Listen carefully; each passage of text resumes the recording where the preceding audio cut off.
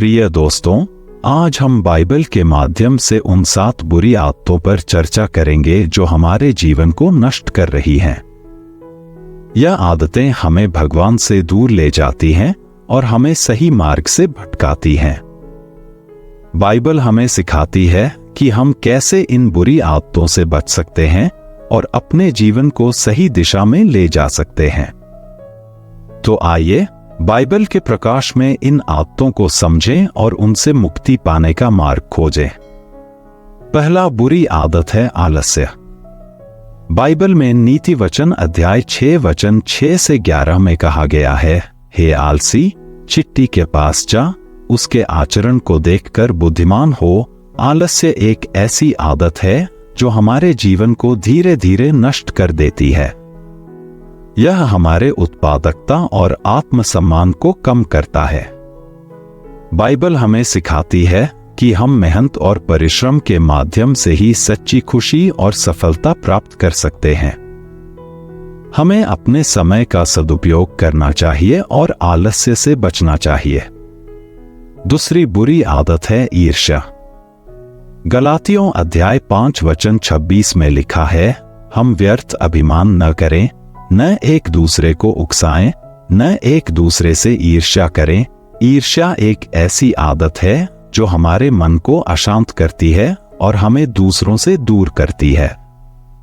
यह हमें उन चीजों पर ध्यान केंद्रित करने से रोकती है जो वास्तव में महत्वपूर्ण है।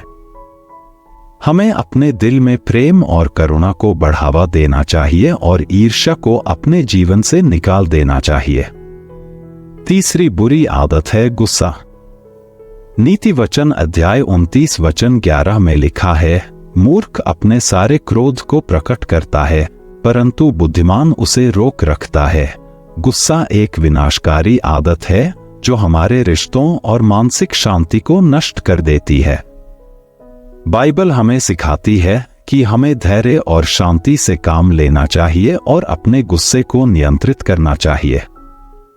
हमें क्षमा और सहानुभूति के महत्व को समझना चाहिए। चौथा बुरी आदत है झूठ बोलना। कुलुस्सियों अध्याय 3 वचन 9 में कहा गया है, एक दूसरे से झूठ मत बोलो, क्योंकि तुमने पुराना मनुष्यत्व उसके कामों समेत उतार डाला है। झूठ बोलना एक ऐसी आदत है जो हमारे विश्वास और ईमानदारी को नष्ट कर देती है। यह हमारे रिश्तों को कमजोर करता है और हमें खुद से दूर ले जाता है। हमें सच्चाई और ईमानदारी को अपने जीवन का हिस्सा बनाना चाहिए और झूठ बोलने से बचना चाहिए। पांचवा है असंयम।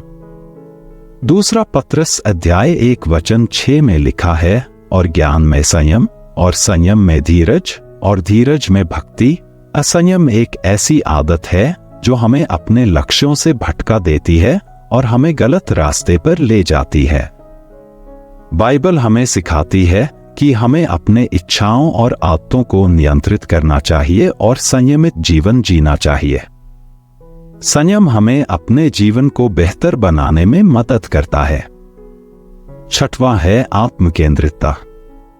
फिलिपियों अध्याय 2 वचन 3 से 4 में कहा गया है, किसी काम में स्वार्थ या बेईमानी के झगड़े के कारण से कुछ न करो, परंतु दीनता से एक दूसरे को अपने से अच्छा समझो। हर एक अपनी ही हित की नहीं, परंतु दूसरों की भी हित की चेष्टा करे। आत्मकेंद्रितता एक ऐसी आदत है जो हमें दूसरों से अलग कर देती है और हमारे संबंधों को कमजोर करती है।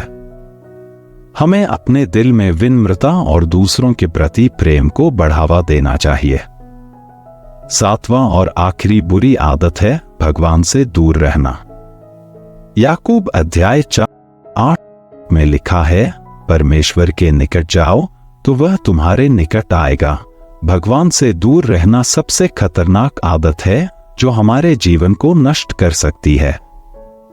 जब हम भगवान से दूर हो जाते हैं तो हम अपनी मार्गदर्शिका और समर्थन खो देते हैं। हमें नियमित रूप से प्रार्थना, बाइबल अध्ययन और आराधना के माध्यम से भगवान के निकट रहना चाहिए।